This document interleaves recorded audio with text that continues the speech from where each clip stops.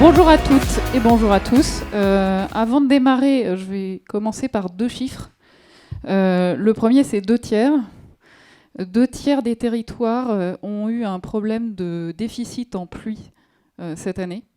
Et dans certains territoires, ça pouvait aller jusqu'à 80% de manque de pluie sur certains territoires. Le deuxième chiffre qui me semble important, c'est 77. 77, c'est le nombre de départements qui ont été concernés par un arrêté sécheresse cette année. Et si on regarde simplement la carte de la sécheresse en France sur les 8 dernières années, je pense qu'elle parle d'elle-même. Donc, la sécheresse devient un phénomène qui était très local, qui devient national, et qui est vrai en France et encore plus dans certaines régions du globe. Donc je suis ici pour vous expliquer en quoi le numérique est un vrai levier dans cet enjeu majeur qu'est la défense de l'eau, dans lequel SOR s'est lancé et nous nous sommes donnés pour mission dans les prochaines années de gagner cette bataille de l'eau. Avant, je vais vous expliquer quel est notre métier, puisque tout le monde n'est pas forcément familier. Alors, le métier de l'eau, ça consiste à, en un cycle amont, capter de l'eau dans le milieu naturel, la nettoyer, la rendre potable, et puis ensuite l'acheminer jusqu'à votre robinet. Et le cycle aval, dans lequel on récupère les eaux sales, qui partent de chez vous en général, de la nettoyer avant de pouvoir la remettre dans le milieu naturel. Et les enjeux sont différents sur ces différents cycles. Sur le cycle amont, l'enjeu, c'est de ne pas trop capter la ressource naturelle. Ensuite, quand on va la rendre potable et la traiter dans des usines, c'est d'optimiser les usines pour qu'elle ait l'empreinte environnementale la plus faible. L'électricité, les réactifs. Donc on doit être le plus performant possible. Et puis ensuite, il faut l'acheminer jusqu'à votre robinet en y garantissant la qualité et puis en évitant les fuites. Sur le cycle aval, les enjeux sont différents. Le premier enjeu, c'est d'être sûr de récupérer toute l'eau sale. Parce que si on a des problèmes dans les canalisations, on peut perdre l'eau sale et donc elle est rejetée dans le milieu naturel. Donc un enjeu de vérifier qu'on capte toute l'eau sale. Le deuxième enjeu, c'est la même chose dans les usines, c'est de les optimiser pour pouvoir traiter le volume d'eau qui va arriver. Et le volume d'eau, il dépend de plein de choses. Il dépend, par exemple, de la période de l'année. Dans les zones touristiques, l'eau sale qui arrive en hiver et en été est totalement différente. Ça dépend de la météo. Un gros orage, et d'un coup, vous pouvez avoir des volumes d'eau très importants qui vont arriver dans vos stations de traitement des eaux usées.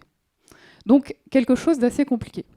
Et puis, donc, une fois qu'on a traité cette eau sale et qu'on l'a rendue propre, on peut enfin la remettre dans le milieu naturel.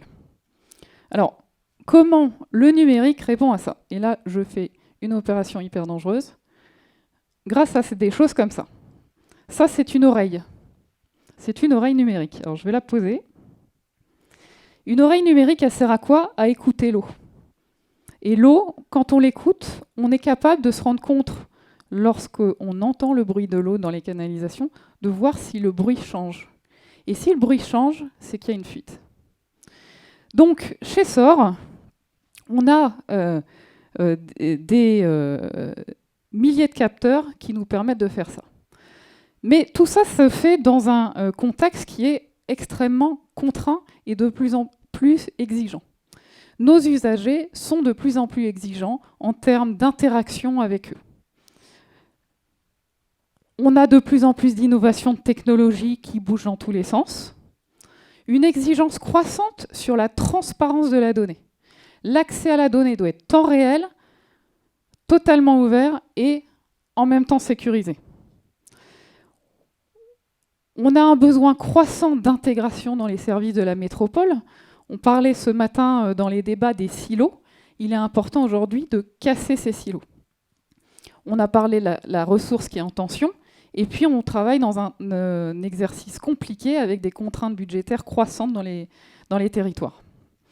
Donc, comment on fait ça chez SOR ? Eh bien, il y a 15 ans, SOR a créé une tour de contrôle qu'on appelle le CPO.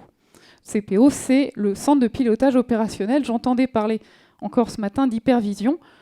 L'idée était déjà à l'époque de centraliser les informations qui viennent de ces milliers de capteurs pour en faire une supervision.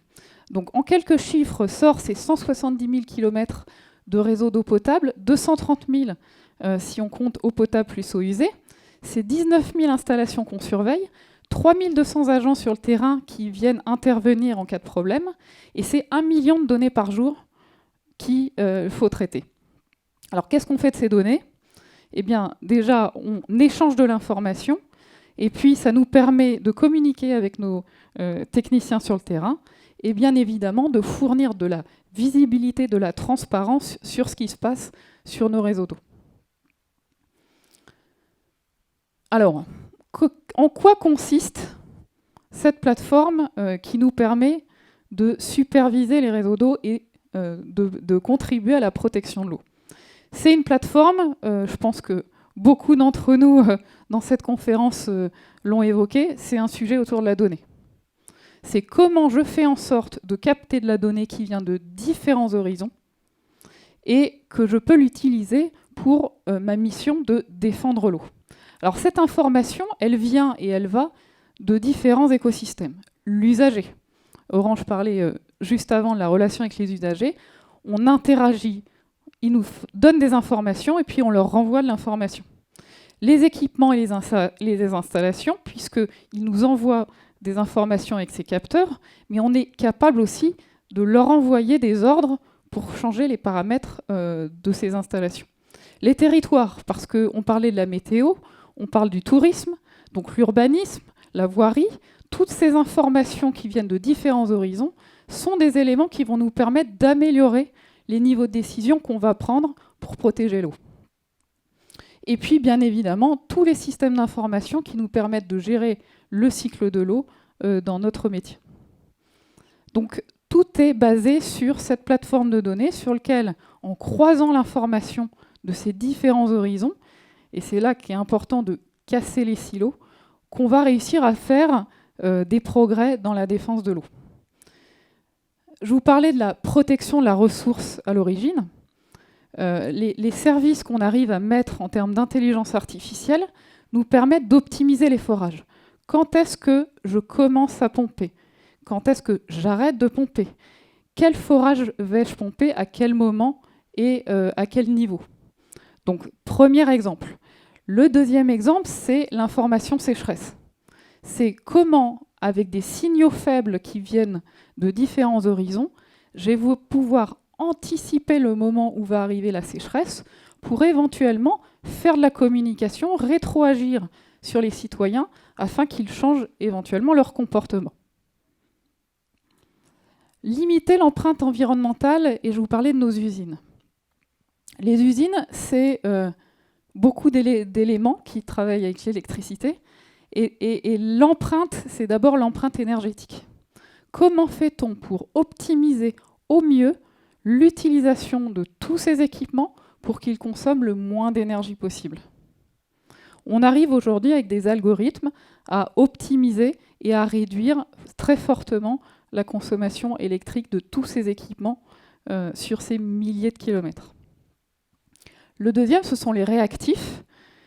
Si je mets trop de réactifs, je fais du gaspillage. Si je ne mets pas assez de réactifs, j'ai ma qualité de l'eau qui va baisser.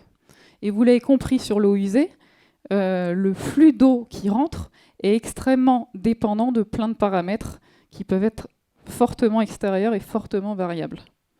Donc comment je fais et quels sont les algorithmes qui peuvent me permettre aujourd'hui, à un instant T, d'optimiser le taux de réactif que je vais mettre pour nettoyer mon eau.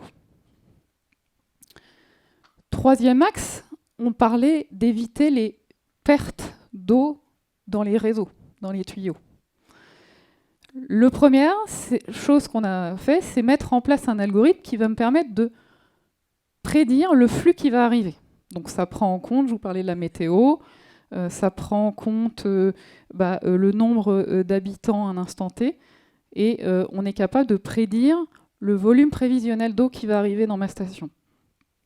Deuxième chose, vous avez vu l'oreille tout à l'heure, détecter les fuites. Tout un tas de capteurs qui me permettent de détecter la fuite, de prédire où elle se situe, de manière à ne pas avoir à faire des trous dans le bitume sur des dizaines de kilomètres, mais pouvoir cibler l'intervention, et puis même prédire la fuite. Avec les équipements, on est capable, en fonction de leur usure, de prédire ça. Et je termine, si vous le permettez, avec une chose sur laquelle on croit beaucoup, ce sont les citoyens. On est en train de travailler avec certains territoires, et si vous êtes intéressés, je suis preneuse, travailler sur les nudges pour essayer de changer les comportements à court terme et à long terme de nos citoyens. Donc vous l'avez compris, le numérique, c'est indispensable pour la défense de l'eau. Et le dernier message, c'est que la défense de l'eau, c'est pas un combat qu'on va gagner seul, et c'est seulement par la contribution de tous les acteurs du territoire qu'on y arrivera. Merci à tous.